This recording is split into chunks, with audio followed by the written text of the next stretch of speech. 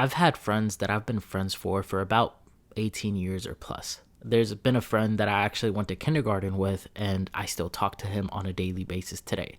Some of my friends I've had since middle school, and I still talk to them quite often. And some I've had since high school, and we're going strong for like about a decade plus now. Now, while we all get along really well, and we have fun whenever we do hang out and see each other, and we chop it up and we roast each other, and we love one another, that's not the main thing that keeps us as friends. The number one thing that you need to look for whenever you're trying your best to make long term friendships, or if you just want to know if somebody will be your long term friend, is literally this one thing, and it's values. Look, you can go out with somebody and you could be boys with them, you could play basketball, football, whatever you need to, and whatever you want to do. That's fine, that's all great. But just because you have fun because of somebody's presence doesn't necessarily mean that they're going to be your long-term friend, or they're going to stick around for the long haul. Because over time, people do change, people do grow.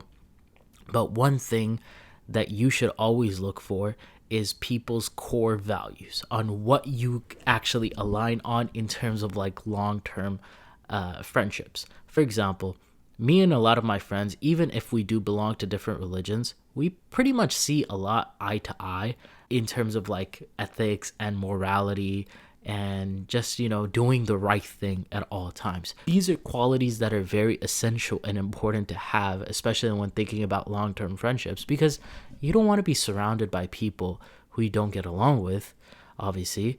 But at the end of the day, you also want to be surrounded by people who are actually going to help you stay on the right path as well. And that is something that is very overlooked. And look, the best part about having friends that have pretty much like the same values is that you might have different personalities, but you will end up getting along with those people as well. Now, obviously, do you need to like your friends? Absolutely you do, because even if you have the same values with somebody else, you might not end up liking them, and that's completely fine. That doesn't make you a bad person, neither does that make them a bad person. It just means that personalities don't mesh, and that is okay. But remember, I'm just talking about like these are typically qualities that you want to look for in people whenever you're trying to establish long-term friendships. And by the way, do note that these things take time to establish. You don't just walk up to somebody one day and say, yeah, you're going to be my best friend for life. It doesn't work that way. How do you get to that point, though, you may ask? Well, it's easy. It's one word, and it's quite a simple answer, but not a lot of people do. It's called effort.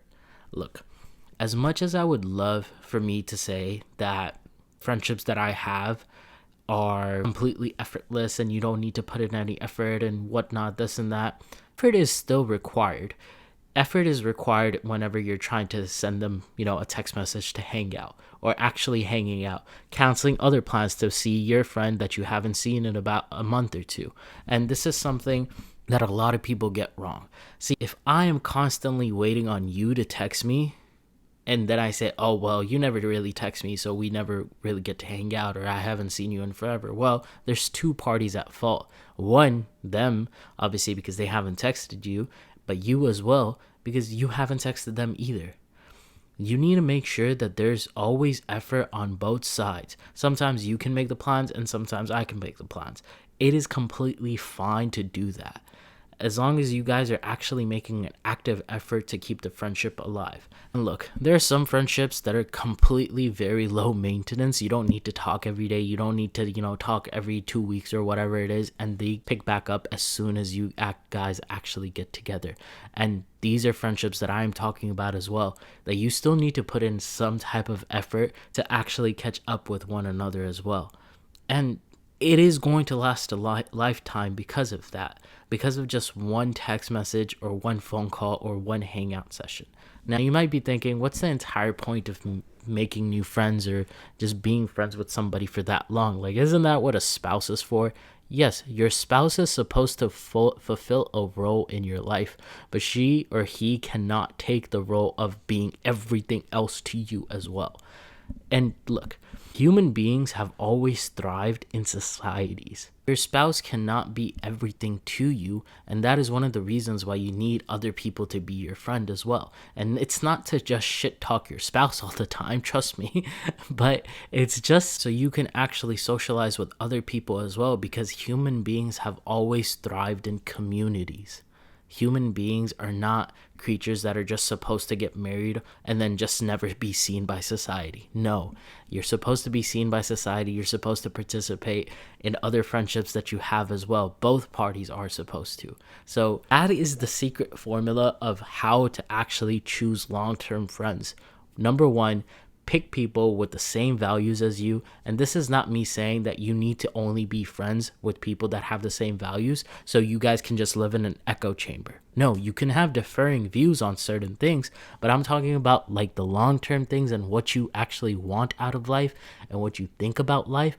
That core element should be the same among you guys if we're just talking about optimizing for long-term friendships. This is not talking about optimizing for just fun.